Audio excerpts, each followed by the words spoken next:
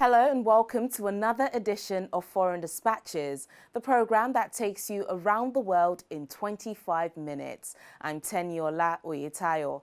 On the program this week, China rocked by anti-lockdown protests as anger over the country's zero-COVID policy spreads, plus Middle East tensions spill into Qatar World Cup as Iranians protest. Massive protests have rocked China, with residents across several cities, including Beijing and Shanghai, gathering in numbers over the weekend to push back against the Chinese government's intense COVID lockdowns and strict measures as part of its zero-COVID policy. The rare protests saw demonstrators turn to an unusual symbol of defiance, holding up blank sheets of white paper, which they said represents the things they want to say but have not been allowed to say.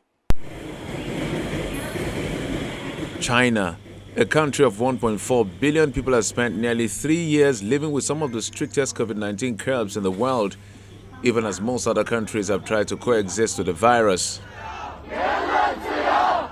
Simmering discontent with COVID-19 prevention policies ignited into broader protests following a fire on Thursday in the western province of Xinjiang that killed 10 people, which some believe was worsened by partial lockdown measures. Demonstrations like this one at Beijing's prestigious Tsinghua University has been unprecedented under President Xi Jinping. Students are chanting, "We want democratic rule of law, we want freedom of speech."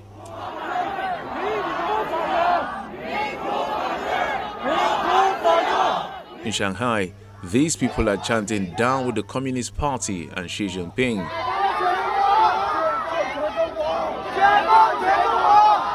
Several people, including a BBC journalist, were detained by the police amid clashes.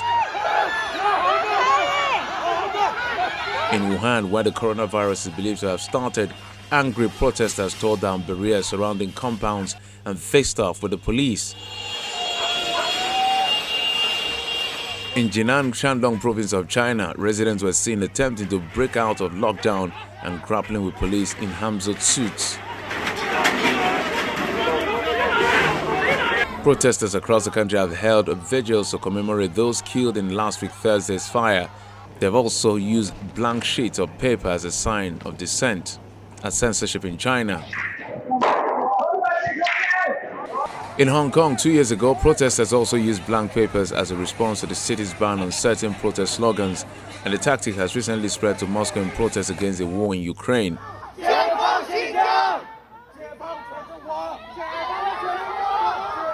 The backlash against COVID-19 restriction is a setback for China's effort to eradicate the virus, which is affecting record numbers of people and raising concern about the economic toll of lockdowns on the world's second largest economy.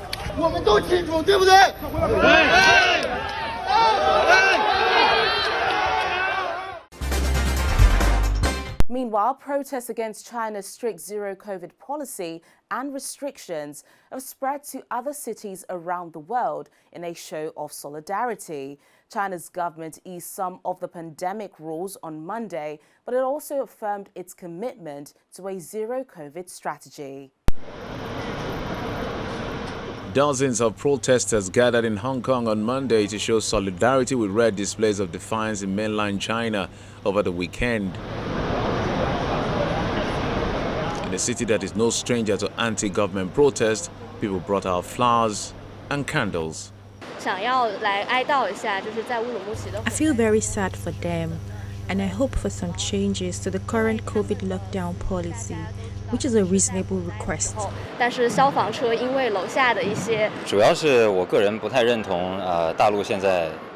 The main reason I am here is that I don't quite agree with mainland China's policies on COVID prevention and control. We must change the policies as soon as possible. Small-scale vigils and protests have popped up in a number of cities around the world following extraordinary scenes of protests in China over the weekend. A display of unprecedented civil disobedience since leader Xi Jinping assumed power a decade ago. The catalyst for demonstration was an apartment fire in China's Xinjiang region that killed 10 people. Many speculated that COVID-19 curbs had hindered rescue which city officials denied. China's strict COVID-19 policy has become a lightning rod for frustration, although it has kept the country's death toll much lower than many other countries. In Japan, many people were heard chanting "Down with the Chinese Communist Party" in Mandarin outside Tokyo's busy Shinjuku train station on Monday.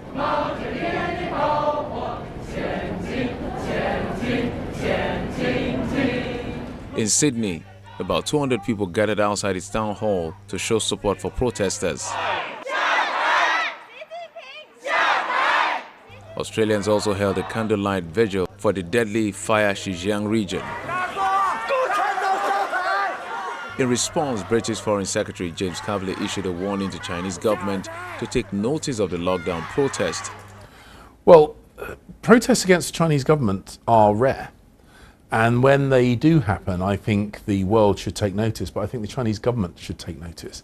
It's clear that the Chinese people themselves are deeply unhappy with what is going on, about the restrictions imposed upon them by the Chinese government. These are the voices of Chinese people talking to their government, and I think it's right that the Chinese government listens to what those people are saying. Meanwhile, in his first foreign policy speech, UK Prime Minister Rishi Sunak said the UK's golden era with China is over. We also need to evolve our approach to China. Now, let's be clear, the so-called golden era is over, along with the naive idea that trade would automatically lead to social and political reform. But nor should we rely on simplistic Cold War rhetoric. We recognise China poses a systemic challenge to our values and interests, a challenge that grows more acute as it moves towards even greater authoritarianism. Instead of listening to their people's protests, the Chinese government has chosen to crack down further, including by assaulting a BBC journalist. The media and our parliamentarians must be able to highlight these issues without sanction. And in the United States, Secretary of State Antony Blinken voiced his country's support on Tuesday for the right of protesters in China. When it comes to protests that we're seeing in China, protests that we're seeing for different reasons in Iran, in other places, our position is the same everywhere, which is that we support the right of people everywhere. On Monday, Chinese Foreign Ministry spokesperson said Beijing was not aware of any protests abroad calling for an end to its zero COVID-19 policy. Despite the unrest at home, China says it believes the fight against COVID-19 will be successful with the leadership of the Chinese Communist Party and the cooperation of the people. Away from the protests in China, the first World Cup in the Middle East has become a showcase for the political tensions crisscrossing one of the world's most volatile regions. Iran's matches have been the most politically charged as fans voice support for protesters who have been boldly challenging the clerical leadership at home. Iran has been gripped by protests since the death of 22-year-old Mahsa Amini in September. It's the first World Cup held in the Middle East, and the region's politics are never far away. Iran's protests, Arab fans, pro-Palestinian sympathies, and host nation Qatar's own ambiguous diplomacy have all been under the spotlight. Iran's matches have been the most politically charged, both on the pitch, when the Iranian team refrained from singing the national anthem, and off it. Take storage. We have nothing else to wear. Ahead of Iran's first match, security denied entry to fans carrying Iran's pre-revolution flag and T-shirts with the slogan, "Woman, Life, Freedom." And Mahsa Amini, the young woman whose death in custody sparked the current protests. Cannot be taken away from this. This is about human rights. They take our very basic human rights away and they are killing us on the street just for asking for freedom. I think this is not politics. This is just the basic human rights that we want from the world. We are here for tell the people around the world it is our statement and we need some help and we have some problem in our country. There were mixed feelings among Iranian Americans on Monday in Los Angeles as Iran faced off against USA in the World Cup. There are many people who are very supportive of the Iranian football team, but at the same time there are many people who are very skeptical and upset because of what's going on in Iran. So they're like, well, if you guys are the national team, then we don't want to be supportive of you. So I myself a little bit in two minds because yes, there are lots of issues which are unacceptable, but at the same time, I would love to separate politics and religion from sports. I am very sad because the player playing for the Iran, and I wish they won't win because lots of people are in Iran suffering. Iranian American fan who is in Qatar shows Iran's pre-revolution flag banned inside the country. He says he's been told to hide it. I wanted to come to a World Cup to support the people of Iran because we know it's a great opportunity to speak for them. We know the national team is not speaking for them, so we kind of wanted to put them in shame too. Pro-Palestinian sentiments are also on display. Qatari players have worn pro-Palestinian armbands. The first Middle Eastern nation to host the World Cup, Qatar has often seemed a regional maverick. It hosts the Palestinian Islamist group Hamas, but has also previously had some trade relations with Israel. It has given a platform to Islamist dissidents deemed a threat by Saudi Arabia and its allies, while debriefing Riyadh's foe Iran and hosting the largest U.S. military base in the region. Omar Barkat is a soccer coach for the Palestinian team, which didn't make the tournament. He says security staff have allowed him into matches wearing the Palestinian flag. It is the Arab cause. We've seen many non-Palestinians wearing the flag, non-Arabs wearing the flag. This is my fourth flag. I've given away 4, and I've let people borrow a lot of flags during the match just for a photo and stuff. So it is a political statement, and we're proud of it. Such loyalties and rivalries have added to the political dimensions of a tournament already mired in controversy over human rights and the treatment of migrant workers. The stakes are high for Qatar, which hopes a smooth tournament will cement its role on the global stage and in the Middle East, where it has survived as an independent state since 1971, despite numerous regional upheavals. Woman life, freedom! Woman life! Meanwhile, former U.S. Secretary of State Hillary Clinton has called on the public to not forget or ignore the crackdown on Iranian women and girls, saying their fight is our fight. She made the call at the opening ceremony of an exhibition in the United States aimed at bringing attention to Iranian women's fight for freedom. The Eyes on Iran event featured installations calling attention to the activism and victims in Iran during months of protests.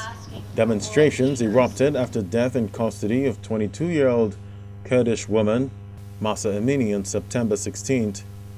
Speaking at the event, former U.S. Secretary of State Hillary Clinton revisited her proclamation from her time as U.S. First Lady, in which she said in Beijing, "Women's rights are human rights."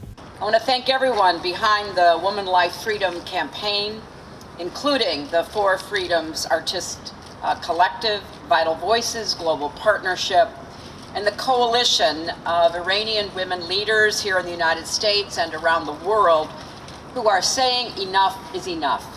The protests in Iran have particularly focused on women's rights. Amini was detained by morality police for attire deemed inappropriate under Iran's Islamic dress code, but have also called for the fall of Supreme Leader Ayatollah Ali Khamenei. Those attending the Eyes on Iran event voiced their support of the uprising.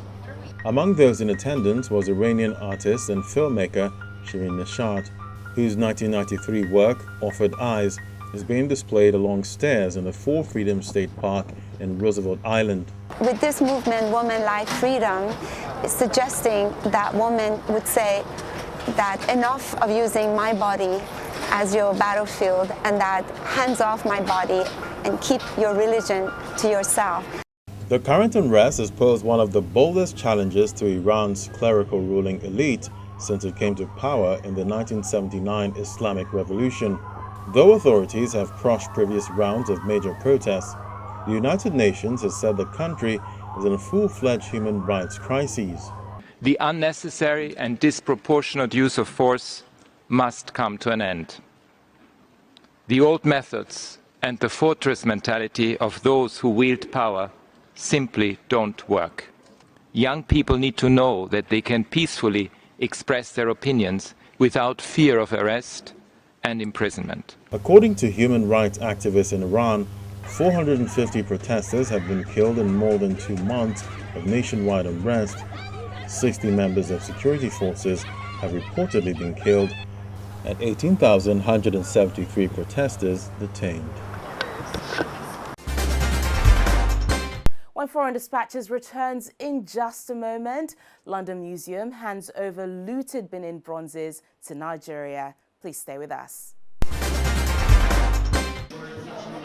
Splendid, spiritual, spectacular, and finally back in the hands of those who own them. More than 125 years after they were stolen by British soldiers from the Kingdom of Benin, the Horniman Museum in southeast London have accepted that now is the time to return Nigeria's precious objects. And with it, the British establishment has returned a small but incredibly symbolic part of Nigeria's rich history and majestic culture.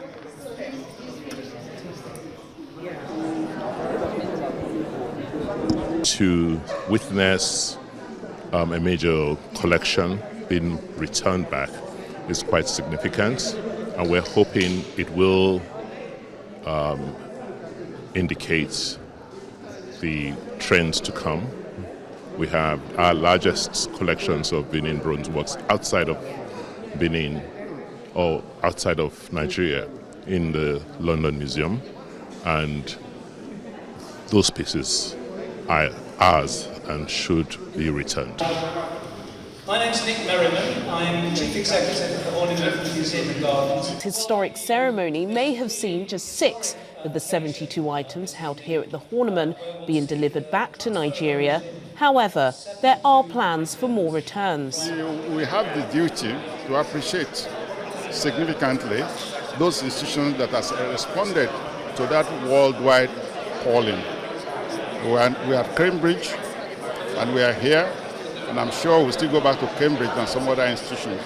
So it's a process, and it's a way of saying thank you for responding in the proper way, and to also encourage and give a signal to those who are still holding on tight to this artifact that they should go to where they belong.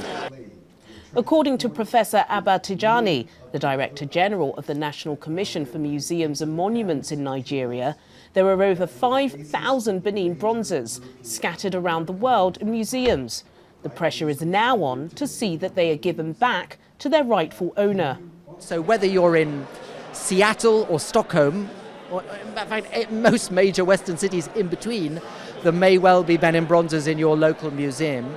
And also, they are amongst Africa's greatest cultural treasures, and the way in which they were taken is, I think in today's terms, it would be seen as particularly egregious and very well documented from the British side, indeed very well photographed. And I think that's why it's captured people's imagination. The remaining 66 artefacts will remain in the UK on loan for now, but they will be returned to Nigeria on a date to be decided. With the countdown to Christmas now well and truly on, there's nothing quite like a festive market to bring out the Christmas spirit in people. In Estonia, the Christmas market at the Old Town Square in the country's capital is opened, attracting locals and international visitors. Well, the star of the market is the Christmas tree, which is the most important Christmas tree in the country and has been set up in Town Hall Square since 1441, reportedly making it the first Christmas tree ever to be put on display in Europe.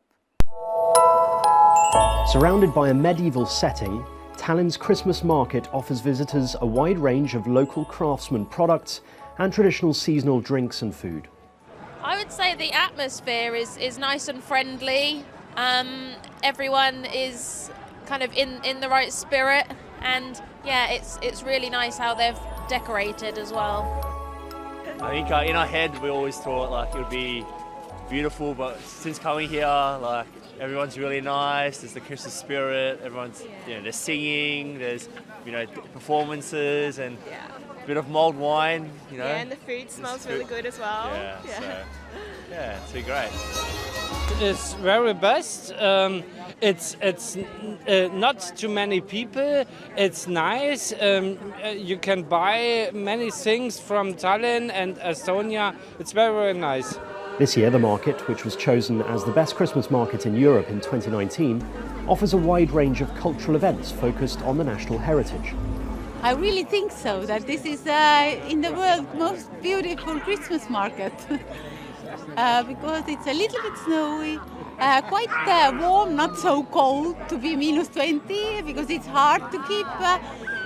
There is nice stuff to look, to make gifts, to spend the time, to enjoy the music and the people and our friends. So we're coming here to walk and to spend the time. The audiovisual mapping show Time Flies will be projected on the Town Hall building, and dancers and musicians from all over Estonia will perform on the main stage throughout the season. Tallinn claims to be the first European city where the first public Christmas tree was put on display. Legend has it that the first Christmas tree was brought to Tallinn's Town Hall Square in 1441 by the Brotherhood of the Blackheads, a merchant association living in medieval Livonia, present-day Estonia and Latvia.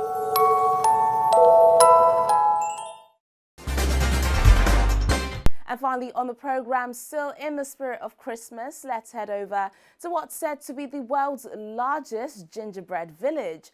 A sweet-tooth lover's dream, Gingerbread Lane is a seasonal display of a handmade gingerbread village, baked, built and decorated by chef John Lovitch. Take a look. The Essex Market Gingerbread Lane display is just under 500 feet, about 30 square feet over the current Guinness World Record. So what's behind me, or by definition I'm standing in the middle of, is the largest gingerbread village in the world. We have multiple Guinness World Records. This year's not exactly big enough to compete for the Guinness World Record for the number of houses, but it is big enough to compete for the Guinness World Record for square footage. Creator John Lovitch got his start in the gingerbread business in Kansas City almost 29 years ago. 10 years ago, he began exhibiting in New York City. This year, he has 3 displays, here at Essex Market, in Salt Lake City, Utah, and in Kansas City, Missouri. The displays include precious details like candy cane decor and clever signs made out of icing. While the houses are mostly of food items, they are not edible. Here in Gingerbread Lane in New York City, we have close to 4,000 pounds of icing, just short of 1,000 pounds of gingerbread, about 2,000 pounds of candy. There's 700 houses, there's 1,200 candy canes. This village, I think, used about 6,000 egg whites, and I think we used just north of 4,000 sticks of gum to create the bricks on the side of them. So a lot of candy, a lot of sugar, and it's a very green process because at the end of it, we give it away. The executive chef turned artist works from home. He does all his baking in his kitchen in Queens, New York. I was an executive chef for a long time. I was an executive chef at the Plaza Hotel, the Algonquin Hotel, and this is actually more work in terms of hours and effort and that sort of thing, but every square inch of that work until the season starts is from home. So for 10 and a half months, I work out of my house, and it takes a toll on my kitchen. Quite frankly, it wrecks my kitchen. And then my basement is my workshop, and it's a real good-sized basement, and like, if I can get 2,000 houses down there, clearly it's big. Creating hundreds of gingerbread houses is a year-long process. Lovitch says he'll start preparing for next year about 5 days before Christmas. He acknowledges that it's a lot of work, but it's labour that brings him joy. Gingerbread Lane has a real nice escapist quality. You can come here and look at this, and for that brief moment, you're going to forget about your mortgage or COVID or politics or Aaron Judge or whatever's driving you crazy, because this will take you away from it for a few minutes. And we have people that sometimes look at it 5, 10, 15, 20 minutes, and they really enjoy it. And it's a great feeling for me to know that I'm responsible for creating that feeling of happiness. The Essex Market Gingerbread Lane exhibit runs through January the 16th. On that day, visitors are welcome to line up to take home a gingerbread house for free to use as decorations. And that's the programme today, but remember, our top stories are never far away. You can catch them on channelstv.com. Thank you so much for watching the programme. I'm Tenyola Oyetayo. Bye for now.